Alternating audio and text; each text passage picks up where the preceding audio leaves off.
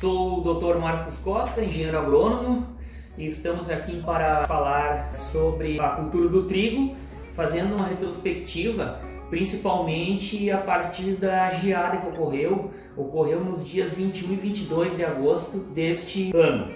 Bom, nós havíamos publicado um vídeo falando das boas condições climáticas e da expectativa que nós tínhamos a respeito do bom andamento da cultura do modo geral, manejos muito bem realizados, lavouras com altos potenciais, e infelizmente ocorreu esse percalço que foi essa geada que ocorreu em 21 e 22 de agosto, e pegou fundamentalmente os trigos semeados em mais cedo, maio e junho, basicamente, em que esse trigo estava numa fase de borrachamento / espigamento. Então realmente essa geada ela pegou numa fase crítica e mais sensível à cultura.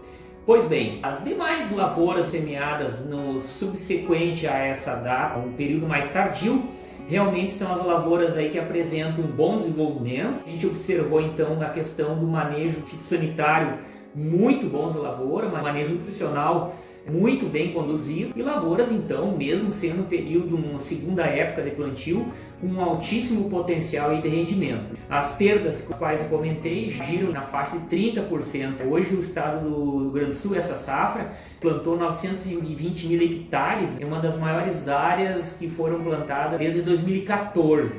Pois bem, com relação a manejo, principalmente fitossanitário, para as lavouras que estão sendo conduzidas nesse momento, já passaram do florescimento, então em fase de enchimento de grão, vale ressaltar uma doença importante que acomete a cultura do trigo, que é a giberela, causada pelo fungo Gibberella zeae, que sobrevive entre as estações de cultura nos restos culturais. Muito bem, quando eu tenho um desenvolvimento desse fungo que vive de forma saprófita nos restos culturais e eu tenho então plantado o trigo, em condições principalmente de umidade e temperatura, eu tenho uma reprodução desse fungo, e a ação mecânica da gota da chuva com o solo faz com que esse fungo aproveite essa situação para acessar as folhas do baixeiro do trigo. Então realmente nós temos uma situação bastante interessante nesse aspecto de infecção inicial. Como eu havia comentado, sobre condições de embolhamento, os perités são formados sobre os resíduos, liberando as ascosporas. Então tanto o macroconídeo como as ascosporas em contato com as espigas infectam os tecidos, sim, sob condições de umidade e temperatura entre 20 e 30 graus, que vai do período de extrusão das anteras, que é o período bem inicial do florescimento,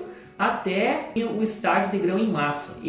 Essa faixa, esse período é o período de maior exposição do trigo, né? Pensando no estágio do trigo, à giberela. Então o que acontece? Nós temos uma situação que após a infecção, o fungo se propaga através da rax, sendo que um dos sintomas percebidos é o branqueamento da rax. E após até os fungos oportunistas infectam esse grão, essa espigueta, que acontece então o escurecimento muitas vezes dessa espigueta aí, desses grãos. Então basicamente a gente observa que o prejuízo direto prejudica o peso de grãos, obviamente, e também para aqueles grãos que são formados podem ocorrer então a produção de micotoxinas produzidas pela giberela, que são substâncias que podem levar à intoxicação humana e animal. Então são algumas observações aí com relação a essa doença que a gente deve estar de olho, principalmente aí no momento que as chuvas vêm ocorrendo de forma normal e associada principalmente a temperaturas amenas, que é o que nós estamos vivendo no momento. Então a gente deve ficar atento aí com aplicações de fungicidas preventivas, conforme vem sempre recomendando e enfatizando.